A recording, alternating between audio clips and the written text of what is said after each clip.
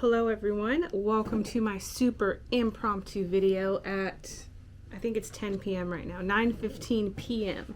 So today I've got my coffee and I've got my notes and I've got something to say. So obviously by the title and thumbnail, we are going to be talking about candle safety, especially for, candle businesses. A lot of people are starting candle businesses. I don't know if it's a pandemic. I don't know what it is, but I've been scrolling like the past week or so. I've been scrolling through my YouTube and I keep getting recommended like new candle people that I've never seen before on the platform, like new people doing candle business videos, candle tutorials, and all of that stuff. And I think it's great that people are starting their businesses and trying to work for themselves. I think that's super amazing, but I think it's we need to say something about candle safety, insurance, testing candles, burning candles, and the risk that comes with selling candles. So that is what I'm going to talk about today in this video. So I've got my notebook here, so I'm going to be reading off of this notebook, but you guys know I've been making candles since 2015, and the testing process is like testing these candles takes a very long time to like get the formula right, get the wick right and everything like that. It's a constant test. I'm always like still testing my current product, even though it's been out for a while. It's still gone through some changes and stuff like that. So with that said, when you start a candle business, you are running the risk of somebody catching their house on fire or some type of candle accident. Even the big candle businesses have had this happen to them. I actually was scrolling through TikTok recently and I saw this video, and I think it was a Bath and Body Works candle that was totally like engulfed in flames in somebody's bathroom, and they also like threw water on this candle, which is a big no-no. You smother candle fires. And if you take a closer look at the candle on the toilet, you can tell that this person doesn't trim their wicks. And let me tell you, the average candle burner does not trim their wicks. Even though we put our warning labels on, and for me, I even put it inside the box too so that they can see it, but people still do not trim their wicks. So that is a very common thing that happens with candle consumers. And let me tell you what happens when you don't trim a wick, especially with double or triple wicks. It actually increases the chances of something like this happening where the candle can catch on fire. So what happens is, as the wick gets longer, that's just a whole bunch of carbon buildup, and it's just going to create bigger and bigger flames. And let's say the candle is, halfway burned, and you have these huge flames inside of the candle. Especially with paraffin candles, you can actually ignite the whole candle and it just engulfs in flames. And I really think that's what happened in that video. So if you plan on having a candle business, and if you plan on expanding and growing and selling tons of candles, it is probably inevitable that you are going to run into an accident like this, where someone is going to have a candle engulf in flames, and God forbid they're not watching their candle and something happens to their home and it damages their property or something like that. The more candles you sell, the higher of a chance you have of this happening. So how do you protect yourself and your business? You need candle insurance, and I think a lot of people may be confused on what candle insurance is or the proper candle insurance to have. So this is something that I talk about in my online course, but I definitely think this needs to be public information if people are going to be like selling candles and stuff. But I grabbed a snapshot of the Soap Makers Guild, and this is just one company that offers product liability insurance. Now, if you look at this little snippet of their insurance and explanation of insurance, general liability insurance does not cover if your candle burns up somebody's home. So general liability insurance is like, say you're on Google and you type in candle insurance, you may get a whole bunch of companies that say they cover candles, but it's general liability insurance.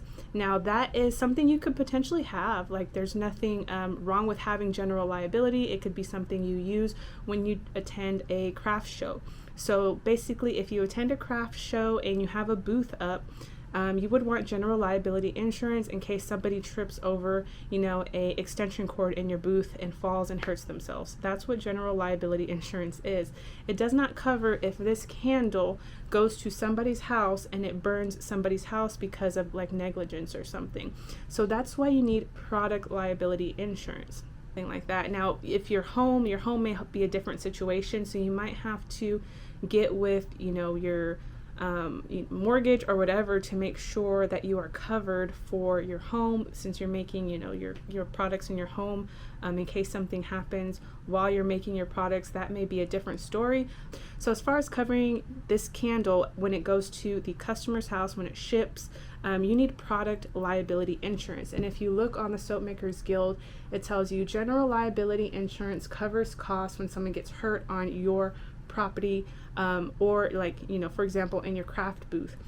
And then product liability insurance covers, when someone claims there is harm or injury from the use of your products.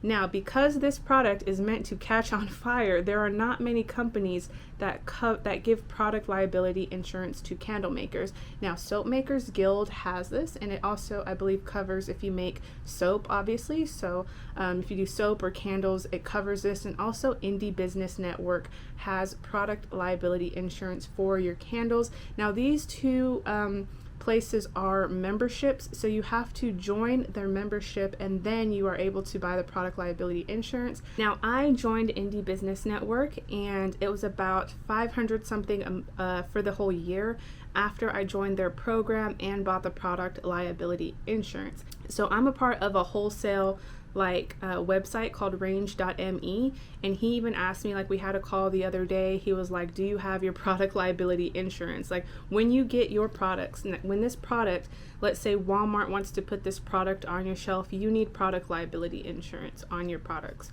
So that's, it's definitely a must for your candles. General liability is something that you can buy if you go to a craft show or do some little in-person, selling.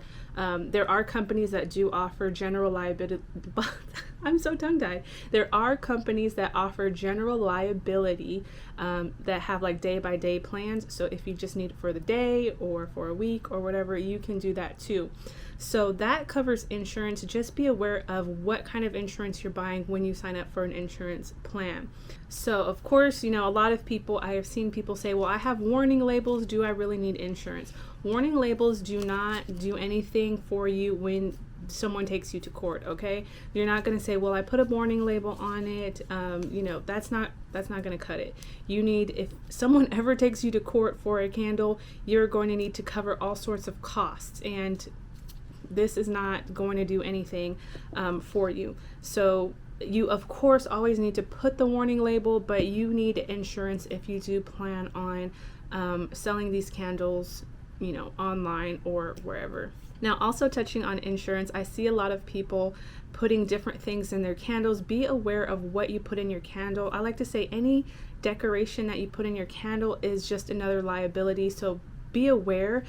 So on my candles, these are just wax strawberries. I've seen people put all sorts of different things like plastic straws. I've seen people put metal spoons in the candles, and I know that you may instruct the customer, you have to take the thing out before you burn it. But again, a lot of people don't read. They may leave it in there. They don't know the risk of leaving it in there. So be aware that when you put stuff like that into the candle, that's just kind of another liability. Putting herbs and crystals into a candle, you can do that, but you have to purchase additional insurance. I know I have seen a ton of people with herb and crystal candles, and that's fine, but make sure that, of course, you are testing the candle, making sure it burns safely, and purchasing additional insurance to cover, the herbs and crystals in the candle. So running this candle business, I just know that people do not trim their wick as they should. So when you're testing your candle, just test it as if, burn it for several hours at a time, or test it to make sure that even if the candle stays lit for 8 to 10 hours, that it's not going to totally engulf in flame. And I know that it's not your responsibility, even though we do put the warnings, we do tell people do not burn these candles for more than 4 hours, trim the wick, just in case they do abuse the candle. Make sure that you are testing the candles to make sure it doesn't go too crazy. I know people will still have lots of soot on their walls. You'll walk into places and there's like a big line of soot where the candle was. You can't really prevent this from happening. You can just try your hardest to make sure the candle burns nice and slow. So I know you can't, once you hand this over to somebody, it's up to them to light the candle appropriately and burn it for 4 hours. But in reality, a lot of people don't do that. So try your hardest to make sure the candle is safe. So another thing, when you are, mixing your candle up, if you see a pool of oil on top of the candle, or a pool of, droplets of oil after the candle has, rested, that's fragrance oil, and that can be flammable. I think I saw a comment on a YouTube video where someone said they had like these pools of oil, but they really like scent throw, so they didn't mind the pools of oil. You do know the pools of oil are flammable. So that is why the bottles have flash points on them. The flash points have nothing to do with you mixing the candle at a certain temperature. The flash points are the temperature that oil catches on fire. So if the flash point, let me pull something here. So for example, the flash point on this peach nectar candle is 212. So at 212 degrees, this oil standalone can catch on fire. So that's pretty much what the flash point is. So imagine if you have a double wick candle and you have mixed the candle wrong to where there's a pool of oil on top, and your candle reaches 250 degrees, or with that pool of oil on top, then that oil can catch on fire. So that is what the flash point is. When you're making the candle, just make sure that everything's incorporated and there's no oils leaking out of the candle. That means there's too much oil. You need to dial it back or add some type of additive to your wax so that you don't get pools of oil on the candle. Okay, so that was kind of my little thing that I wanted to say. Hopefully it helped you guys out there. If you were wondering how you can safely start your candle business, I would just hate for, someone to start a candle business who's very happy, very excited. They see all the candle videos, they see everyone's creations, and then you don't get all of the information that you need to safely start your candle business. So I hope that helped you out. If you have any questions about anything I said, please leave a comment down below and I'll try to get to it. But thank you guys for tuning in, and I will see you guys on the next one. Bye.